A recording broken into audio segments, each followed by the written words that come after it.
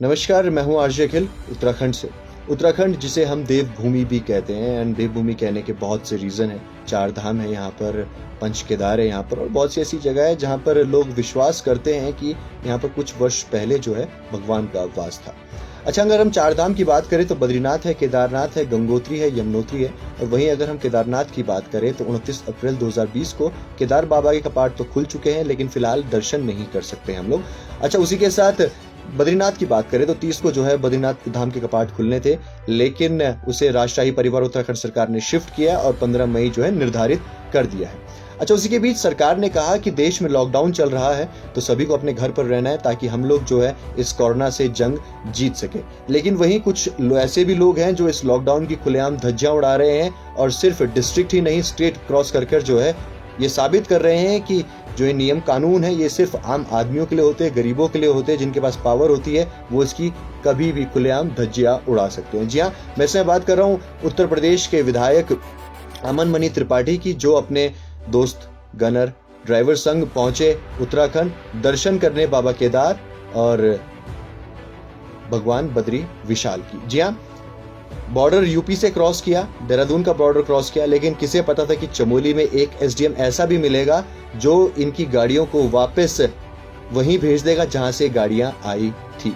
जी हाँ, एसडीएम चमोली की अगर हम बात करें तो वैभव गुप्ता है। जब उन्हें पता चला कि कुछ लोग जो है चमोली के अंदर एंटर हो चुके हैं और उन्हें अब जो है बद्रीनाथ की तरफ जाना है, तो उन्होंने उनको वहीं पर रोक दिया। अच्छा, एक सवाल यहाँ पर यह भी निकलता है कि जब बद्रीनाथ धाम के कपाट खुले ही नहीं तो फिर आपको परमिशन कैसे दी गई? परमिशन दी गई अपर मुख्य सचिव द्वारा, जो कि ओम प्रकाश जी हैं। उन्होंने परमिशन दी कि जाइए आप जो है बद्री और केदारनाथ धाम के दर्शन कीजिए। अच्छा, विधायक साहब तो मैं चलिए मानता हूँ नादान है, क्योंकि उन्होंने जो रीजन दिया था, जब मुझे रीजन पता चला तो मेरे भी समझ नहीं आया। रीजन दिया था कि भैया योगी आदित्यनाथ जी के जो पिता हैं, जिनका भी हाल ही में निधन हुआ, उनके पितृ कार्य करने के लिए उन्हें जो है बद्रीनाथ और केदारनाथ जाना है।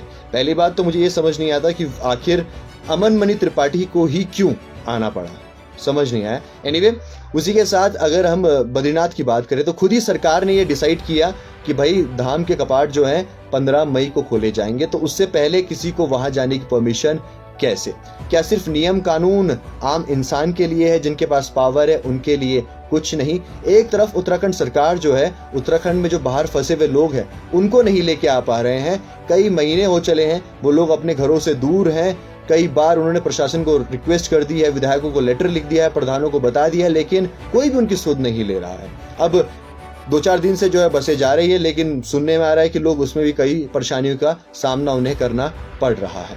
लेकिन फिलहाल हम बात करें प्रशासन की, तो क्या प्रशासन ने भी आंख बंद कर दी क्योंकि उस लेटर पर साइन थे ओम प्रकाश जी के? क्योंकि अगर हम यूपी से बात करें, यूपी से ये गाड़ियां चली, उत्तराखंड पहुंची। उत्तराखंड में भी कई ऐसे चेक पॉइंट है, पोस्ट हैं, जहां पर जो है चेकिंग होती है और देखा जाता है कि इन्हें कहाँ जाना है, क्यों जाना है, क्वारंटाइन करना है कि नहीं करना है। लेकिन इन सबको ताक पर रखकर जो है गाड़ियां आगे भेज दी गई, फॉरवर्ड कर दी गई। लेकिन चमोली की अगर हम बात करें तो वहां पर एसडीएम वैभव गुप्ता मौजूद थे, जिन्होंने सिर्फ अपनी ड्यूटी की सुनी। उनको पता है कि अपनी ड्यूटी किस तरीके से निभानी है, और इसी चक्कर में जो है अब अमन मणि त्रिपाठी को वापस जाना पड़ा। फिलहाल उन पर केस भी हो गया है और नोटिस भी थमा दिया गया है। लेकिन एक बात सामने निकल कर आती है कि क्या सिर्फ नियम कानून जो है वो आम इंसान के लिए है, गरीबों के लिए है और अमीरों के लिए नहीं, जिनके पास पावर है उनके लिए नहीं?